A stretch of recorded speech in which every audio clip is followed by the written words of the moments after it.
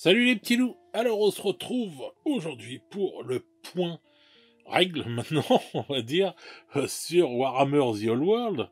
Donc on a eu un nouvel almanach ce 6 novembre, donc sur Warhammer The Old World. Bon, donc euh, on va traduire comme on fait d'habitude. Enfin, je vais vous traduire ça, puis on va parler à peu près un peu de ce qu'ils nous ont présenté là ce coup-ci. Bon, bah écoutez, ils ont l'air de vouloir nous présenter des nouveaux trucs chaque semaine en ce moment. Alors, ils disaient rien avant, et puis là d'un seul coup, on va dire, ça se bouscule au portillon. Donc espérons que c'est parce que, en fait, que c'est en bonne voie et que The World va vraiment sortir en février 2024. Hein. On va espérer que ça veut dire qu'on est sur la bonne voie, parce que bon, on l'attend quand même. Hein, il devait sortir normalement là. Et vu qu'il a été repoussé, pour normalement faire sortir Imperialis, Légion Imperialis, mais qui n'est pas sorti toujours encore. Bref, donc, alors, on va voir ce qu'ils nous disent aujourd'hui dans ce nouvel article. Alors, donc, nous avons eu notre premier véritable aperçu des règles de Warhammer The Old World semaine dernière avec un examen approfondi. Donc pas de la prostate, mais de la structure des tours et de la phase stratégique. Donc voilà. Alors pour ceux qui ne savent pas, j'ai fait une vidéo du même genre et tout sur l'article de la semaine dernière que vous pouvez trouver sur la chaîne. Alors, bon bah déjà une belle photo de bretonien, hein, ça donne envie. Donc on continue. Il est maintenant temps d'étudier l'un des mécanismes majeurs qui différencie ce jeu de tout autre jeu Warhammer. Son système de mouvement, mais avant tout de pouvoir bouger, vous avez besoin d'une formation. Il est temps de monter en rang. Formation. Toutes les unités du jeu doivent adopter une formation qui dictera leur comportement au combat, y compris leur déplacement et leur combat. La plupart des unités ne peuvent en adopter qu'une seule, l'ordre rapproché, bien que certaines puissent également choisir des options telles que l'escarmouche ou l'ordre ouvert, et pour les chevaliers bretoniens, la puissante formation en fer de lance. Voilà, donc ça c'est clair et net, c'est la formation en fer de lance que vous voyez là, qui a toujours été une dinguerie en fait à Warhammer, puisque en fait quand le régiment de chevaliers te charge, il te tape à tous les niveaux. Donc voilà.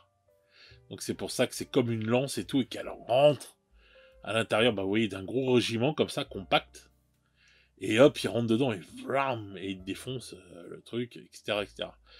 Donc là, on a le régiment classique, comme ils disent, et tout. La plupart des régiments sont comme ça, et ont toujours été comme ça, en fait, à Warhammer, quoi.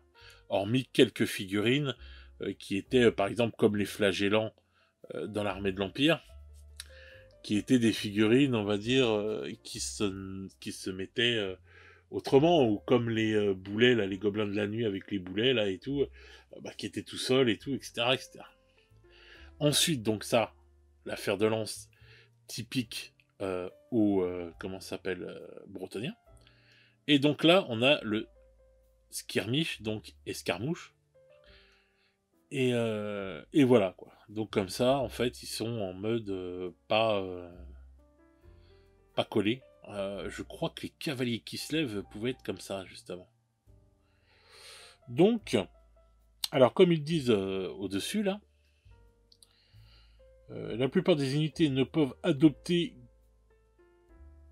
adopter qu'une seule. Voilà. Ouais, c'est ça. L'ordre. Voilà. Ici. Rapproché. bien que certaines puissent également choisir des options telles que escarmouche. Donc ouais, voilà. Donc ce sera selon la figurine, enfin le type de figurine, vous pourrez faire ça. Et je vous dis, je crois que les chevaliers qui se lèvent, c'était ça. Je crois que les flagellants, c'était ça aussi. Et les gobelins de la nuit, en fin de compte. Mais bon, jusque-là, rien de nouveau sous le soleil. Sauf peut-être les noms. Alors, on continue donc. Les unités en ordre rapproché sont disposées en contact base à base, face à la même direction afin de combattre en rang. Dans la mesure du possible, il doit y avoir le même nombre de modèles dans chaque rang, avec plus de modèles dans le rang que dans la file, ce qui implique parfois de laisser des espaces dans les rangs si nécessaire. Ils se déplacent et combattent comme une seule entité, marchant, tournant, changeant et exposant leurs flancs et leur arrière. Plus vous avez de rangs complets, plus votre avantage au combat est grand. Donc voilà. Donc je sais plus, ça c'est les rangs. 1 rang, 2 rangs, 3 rangs. Je crois que si je dis pas de conneries. Et ça c'est la file, je crois. Je crois que c'est ça en fait. Non, alors ça c'est les rangs 1, 2, 3 et ça c'est la file. Ouais, voilà. C'est un truc comme ça, c'est un peu comme l'abscisse et l'ordonnée, quoi. Et après, comme ils disent, on peut... Enfin, normalement, tu dois avoir tous les mêmes nombres et tout. Mais bon, si tu te fais déglinguer 3 bonhommes, bon, bah, t'enlèves les 3 bonhommes du rang et il reste plus que ça. Et du coup, bon, bah, ces 3-là ne seraient plus là et voilà, quoi. Mais tant que tu en as un derrière et tout, hop, c'est sur 3 rangs et tout, etc. Et bien sûr, plus ton cruik est compact, plus c'est balèze. Donc, où en étais-je? Ah oui, voilà. Lorsqu'elles ont besoin de se déplacer rapidement, vos unités peuvent adopter une colonne de marche en reformant pour prendre une forme plus profonde que large.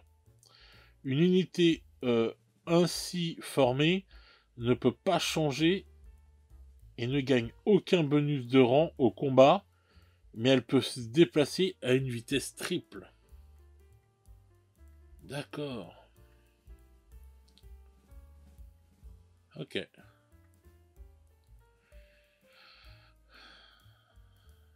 Ouais, bah... c'est pas mal. Mais du coup, bah ouais, t'as plus de bonus de rang si tu te fais rentrer dans l'art. Mais par contre, bah t'avances plus vite. Bon, bah, ça, c'est pas mal. Alors, donc ça c'est fini. Alors, donc ils nous disent... cette unité est plus large que profonde. Elle a plus de figurines par rang que par fil. Ouais, voilà. Elle a 5 sur le rang et 3 sur la file. On dit que cette unité est en ordre de combat. Donc combat order. Et là, ça marche en colonne, car cette unité est plus profonde que large. Donc oui, parce que là, il y en a 5 dans la file et que 4 en profondeur.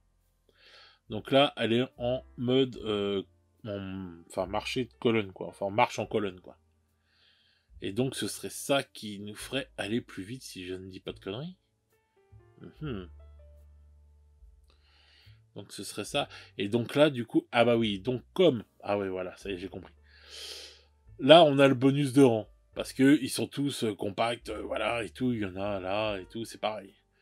Alors que là, comme dans la file, il y en a moins... Enfin, dans le rang, il y en a moins que dans la file. Ils sont considérés comme en colonne, donc ils n'ont plus le bonus de rang.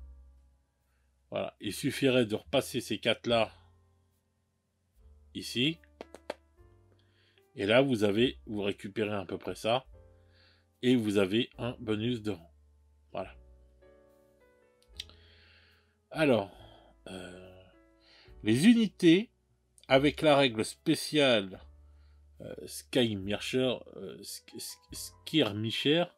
donc escarmouche, hein, ou escarmoucheur, truc dans le genre, hein. Tirailleur, je crois. Non, c'est tirailleur, je crois. Ouais, voilà. Tirailleur. Les unités avec la règle spéciale, donc skirmisher, donc tirailleur, n'ont pas du tout besoin de monter de rang. Tant que chaque modèle se trouve à moins d'1 pouce d'au moins un de ses camarades, ils peuvent se déployer. Ah, d'accord. Et ils ont tendance à être très maniables, harcelant les unités ennemies avec des tirs de missiles ou des charges sur le flanc à impact et fondu.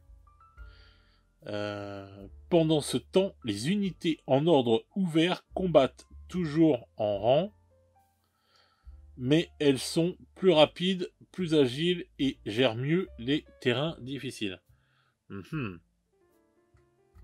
Ouais, c'est sûr que ceux qui sont comme ça vont aller plus rapidement que ceux qui font comme ça, et donc gèrent plus vite les terrains difficiles, etc., etc. Ouais, donc c'est pas mal. Oui, bah voilà, ça me fait penser vraiment aux Kistev et tout qui peuvent, ouais, du coup harceler. Et c'est sûr que bon, bah tes figurines que tu déplaces en gros paquets comme ça et tout, dans la logique des choses, c'est clair que c'est plus dur, on va dire, à manœuvrer, à faire bouger, à faire passer dans des endroits que tes bonhommes en escarmouche ou en tirailleur où ton seul problème c'est de mettre en fait ta figurine à 1 pouce de l'autre, quoi. Donc je sais pas si t'as envie de passer par exemple sur une connerie sur un pont qui est très étroit. Bon bah les tirailleurs ils passent tranquille, rapide et tout, etc. Alors que toi, je pense que ça doit être possible. Il faut que tu fasses passer peut-être ta figurine en mode colonne, enfin tes figurines en mode colonne. Donc c'est-à-dire que c'est une première manœuvre. Je crois que ça va être possible. Et une fois qu'ils sont en mode colonne, donc tu perds tout ton bonus de rang. Donc si tu te fais attaquer, bah t'as plus ton bonus de rang et tout, etc. Et après pour passer le pont, ouais, voilà. Enfin comme ça, c'est un bon délire. Hein. Franchement, si en plus tu peux changer tes formations en cours de jeu et tout, tous ces trucs-là, parce que je sais pas comment ils vont faire dans le nouveau. Hein. Mais ça, c'est un bon délire de toute façon, parce que bon, bah c'est le réel en fait d'un régiment, on va dire. Soit dit en passant, enfin, petite parenthèse, moi j'ai jamais compris en fait comment on pouvait. Il y a certaines races de figurines où je trouvais, bon, c'est possible de le faire, mais enfin, ça se voyait même dans le Seigneur des Anneaux. Mais pour les orques, par exemple, c'est des figurines que j'aurais jamais vues vraiment en mode, vous savez, compact, le truc, le gros régiment et tout. Je les aurais toujours plus vues en mode, en mode tirailleur, quoi. Enfin, je sais pas, ouais, les orques, ouais, j'ai trouvé, mais bon, enfin, il faut de toute façon en faire puisque c'est un jeu comme ça, mais par exemple, les orques sur sanglier ou les gobelins sur loup, peut-être auront le truc tirailleur et tout, parce que bon, bah voilà, à voir. Alors ensuite, la phase de mouvement.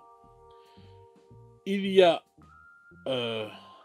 bien plus que cela, mais il est maintenant temps de jeter un œil à la phase de mouvement. Oui, donc quand ils disent il y a bien plus que cela, ça veut dire que c'est ce que je viens de dire et tout, je pense qu'on pourra bouger les régiments selon comment on veut prendre et tout, ce qui est logiquement, pendant la partie. Donc maintenant, on va passer à la phase de mouvement, comme ils disent.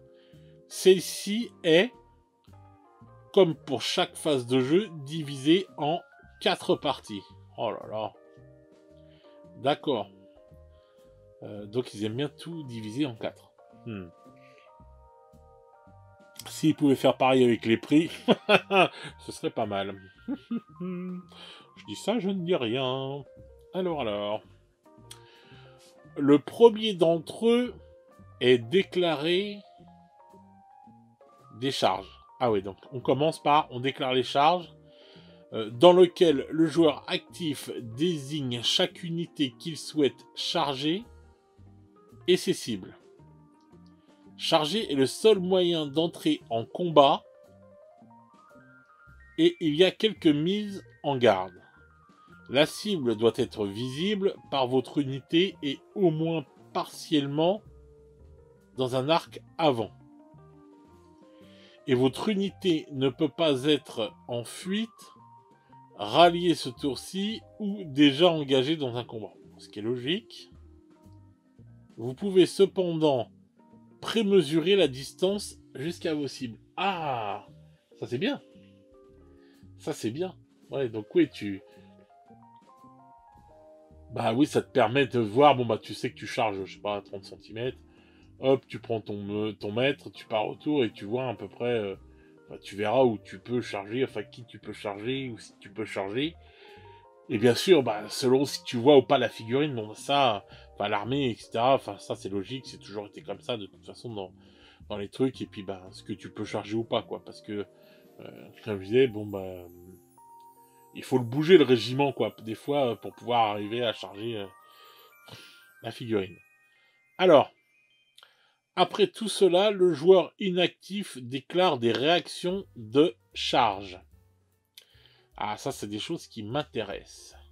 La plupart des unités peuvent tenir, pour recevoir la charge, se tenir debout et tirer si elles disposent d'armes à missile, enfin à balle, ou à arc, ou enfin ce que tu veux, enfin d'armes à projectile, pas à missile, et sont plus éloignées que la caractéristique de mouvement de l'unité qui charge. Ou fuir en pivotant autour à 180 degrés et en essayant de s'échapper. Cependant, si vous êtes pris, vous serez abattu et détruit. Au-delà de cela, certaines unités particulièrement alertes peuvent contrecharger. Ouh, oui, d'accord. Alors, bon. Alors déjà, on peut faire des contrecharges. Selon certains types de figurines auront sans doute des caractéristiques où ils pourront faire des contrecharges. Donc hop, tu dis voilà, je te charge et tout, et l'autre il dit non, non, contre-kems, et hop, je peux te charger. D'accord, donc ça c'est pas mal et tout. Bon bah tu peux faire les tirs de contrecharge. Donc ça c'est des trucs, voilà, tu serres les miches, quoi, parce que bon, quand tu te dis, c'est surtout quand tu te bats contre les nains, avec tous leurs tireurs et tout le bordel, c'est vrai que quand t'as tout un régiment de nains qui tirent, et que t'arrives avec tes bonhommes au corps à corps et que tu veux leur défoncer la gueule, bon bah déjà, tout le long et tout, ils t'ont déjà allumé la gueule et tout, donc avec ce qui reste, tu charges. Putain, en plus, ils ont un tir de contre-charge. C'est chaud. Bon, après, une fois, quand t'es au corps à corps, logiquement, tu leur fais mal. Mais il faut voir ce qui te reste quand tu arrives au corps à corps. Alors, donc la plupart peuvent tenir pour recevoir la charge. Bon, ça, c'est se tenir debout et tirer. Et si elle dispose... je sais pas pourquoi il dit se tenir debout. Enfin, bon, bref. Et sinon, tu peux faire un mouvement à 180 et fuir. Essayer d'échapper, mais... Ah ouais, donc tu peux même fuir. Mais est-ce que tu feras un test de ralliement après si tu réussis ta fuite? Mais ça, de toute façon... Ouais, si tu fuis, bon, et que tu es rattrapé, comme ils te disent, t'es éliminé complètement. Ah, c'est un truc de qui tout double. Maintenant, si le mec, il est au bout de son mouvement de charge, hormis si c'est comme à AOS, je crois, où on retire un dé pour, on dit voilà, je charge, si je me souviens bien, on dit qu'on charge et tout, et on tire un dé, et on voit si c'est assez grand pour pouvoir charger, enfin je sais plus, enfin il y a un means comme ça pour AOS, et donc là ça voudrait dire qu'on se fasse, ou alors si on se fait charger par une autre truc, enfin bref, donc ça ce sera bon, on verra ça plus tard de toute façon, mais c'est intéressant qu'on puisse faire ça aussi. La deuxième étape consiste à effectuer vos mouvements de charge pour établir la portée de leur charge. Bah voilà, les unités lancent 2 dés, choisissent le score le plus élevé parmi les deux, et l'ajoute à leurs caractéristiques de mouvement. Voilà, d'accord. Cela signifie qu'une unité de guerrier squelette a une portée de charge comprise entre 5 et 10 pouces, mais les chevaliers bretoniens sont bien plus dangereux.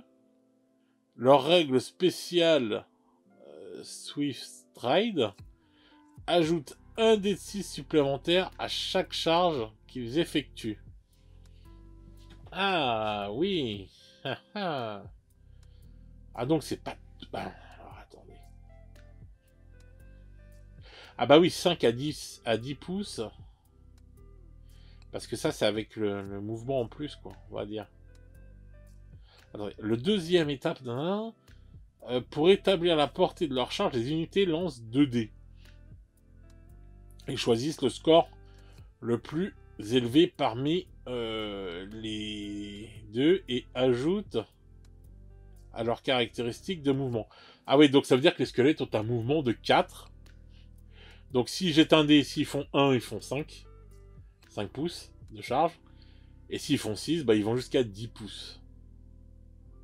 Mais les chevaliers bretoniens sont bien plus dangereux. Leur règle spéciale ajoute un dé de 6 supplémentaire à chaque charge. Ah ouais, donc ça veut dire qu'eux, ils ont 3 dés de 6. Mais est-ce qu'ils ont 3 dés de 6 et qu'ils en prennent 2? Ah ouais, ça voudrait peut-être dire qu'en fin de compte, eux, ils jettent 3 dés de 6 et ils en gardent 2. Mais bon, après, ils sont à cheval. Et puis, un petit truc, petit truc marrant, ils parlent de guerrier squelette, là. Alors que, entre guillemets, il n'y a pas de... Ah bah si, il y a les... ça doit être les guerriers squelettes, je suis con. J'oublie toujours, c'est les guerriers squelettes des rois des tombes. Moi et mon Nagash. Donc voilà, ok, bon bah ça c'est pas mal du tout. Donc c'est un peu, voilà, c'est ce que je vous disais par rapport à comme c'est fait pour AOS et tout. Bon bah ça c'est pas mal, on va dire, avec le... Bon, on va dire c'est aléatoire. Donc c'est pour ça qu'en fin de compte, si tu dis bon vas-y, je fais le 180, je fuis, et que tu jettes ton dé, que tu fais un pauvre 1, et que l'autre derrière il t'a fait un 6, et qu'il ah bah voilà, c'est bon, t'es fini, au revoir. Bon, et ben... Ou alors t'as intérêt à être sûr d'avoir un mouvement de dingo et tout, et que tu vas bien te barrer, que même avec un 1, t'es sûr qu'il te rattrape pas avec un 6, quoi. Enfin bref. Ok, d'accord. Donc tout ça, tout s'explique en 30 secondes et tout, c'est très bien. Donc ça, c'est pas mal, hein. C'est vraiment sympa. Bon, ça, il y en a qui vont pas aimer parce que c'est vrai qu'avant, c'était... Bah, en fait, c'était simple à l'époque, de ce que je me souviens. C'était ton mouvement x2. Donc voilà, si ton mouvement il était, je sais pas, j'ai une connerie de 15 cm, bon bah voilà, quand tu chargeais à 30. Voilà, tout simplement, c'était pas plus compliqué. Maintenant, on va dire que ils mettent un petit aléatoire quand même. Alors, si vous êtes à portée, en tenant compte du wheeling, wheeling c'est la roue, enfin c'est le... Et wheeling, c'est quand on fait les conneries là, en voiture. Enfin bref. Déplacer l'unité de chargement en contact avec la cible. Ah oui, bah c'est wheeling, ça va être la roue. Alors, déplacer l'unité de chargement en contact avec la cible, amenant ainsi le maximum de figurines avec deux côtés au combat. Cependant, si vous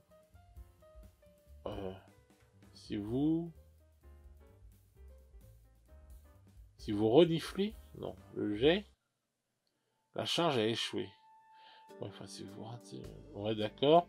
L'unité doit parcourir toute la distance parcourue vers sa cible, mais vos guerriers n'ont pas d'impulsion nécessaire pour terminer la charge et ils sont maintenant prêts à être ripostés au prochain tour. Oui, voilà, oui. Vous ratez votre charge et du coup, vous vous retrouvez peut-être juste devant le régiment de l'autre.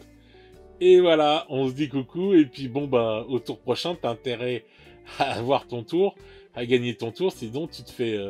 bah, l'autre, il va pas te rater, quoi. Donc ça, oui, voilà. Bon, bah ça, jusqu'ici, normal. J'ai pas trop compris le renifler. Bref. Alors, la troisième étape concerne les mouvements obligatoires. Ceci est principalement destiné à accueillir les unités en fuite qui n'ont pas réussi à se rallier. Oui, bon bah là, lors de la dernière phase de stratégie, mais cela inclut d'autres mouvements plus rares, tels que le mouvement aléatoire des fanatiques des gobelins, ah bah oui, bah, de la nuit, ou des trolls de pierre qui échouent à leur test de stupidité. Ouais, donc, les gobelins de la nuit, c'est vrai que c'est des... donc tu les fais dans la phase 3, ceux-là, parce que, en fait, c'est des trucs aléatoires, quoi, tu sais jamais par où ça va et tout, enfin, c'est tout un... Je me rappelle, à l'époque, on avait des dés de... Je sais pas comment on pourrait appeler ça, des dispersions de mouvements, enfin, vous savez, c'était un dé où il y avait des flèches et tout, etc., et donc tu jetais ça, et tu savais, parce qu'en fait, tu savais jamais dans quel niveau allait, enfin, dans quel endroit allait aller ton gobelin avec boulet.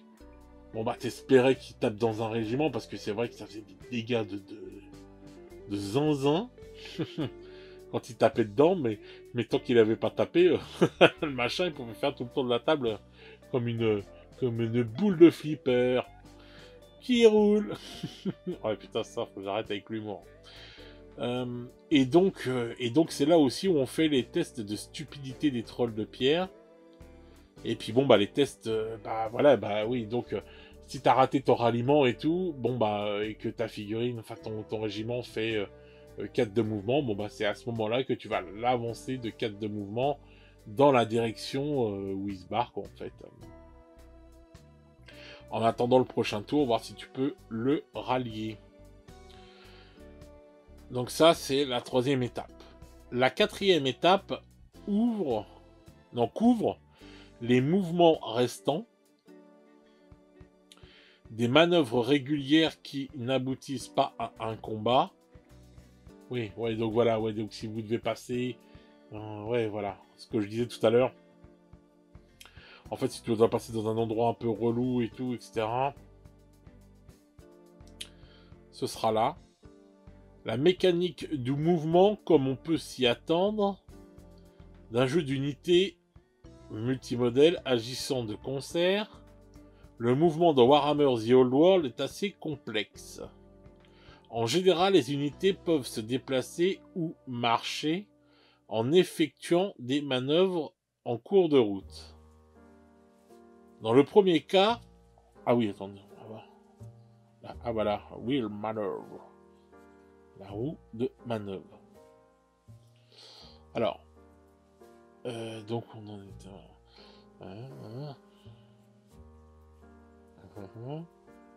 D'accord. Donc, des manœuvres. Dans le premier cas, ils avancent jusqu'à leurs caractéristiques de mouvement et peuvent ensuite tirer plus tard dans leur tour. Dans ce dernier cas, ils peuvent doubler leur allure, mais ils sacrifient la capacité d'effectuer toute manœuvre plus complexe qu'une roue et leur capacité à tirer dans ce virage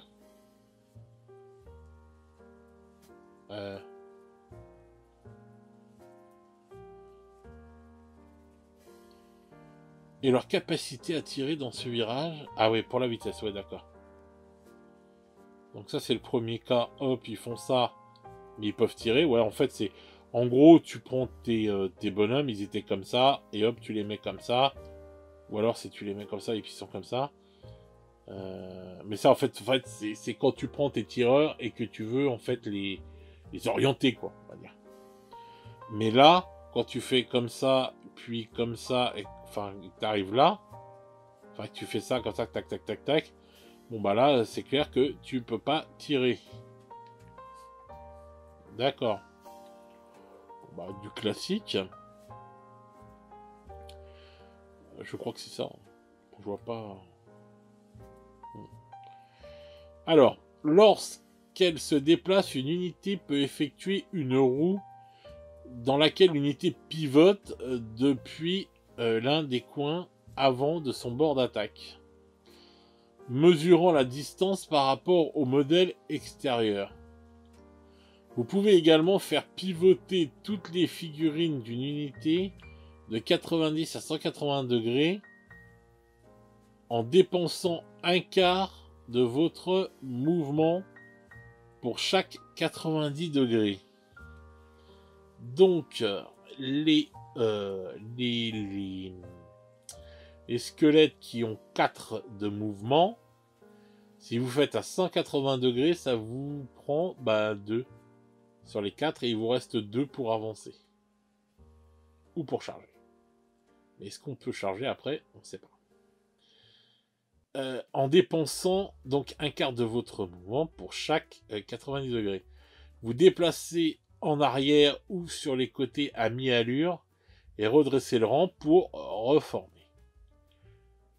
Alors, que se passe-t-il après la recharge? Beaucoup de bousculades colériques avec du métal aiguisé que nous découvrirons dans un autre article. Non, après la charge. Pourquoi je dis la recharge? Bon, bref.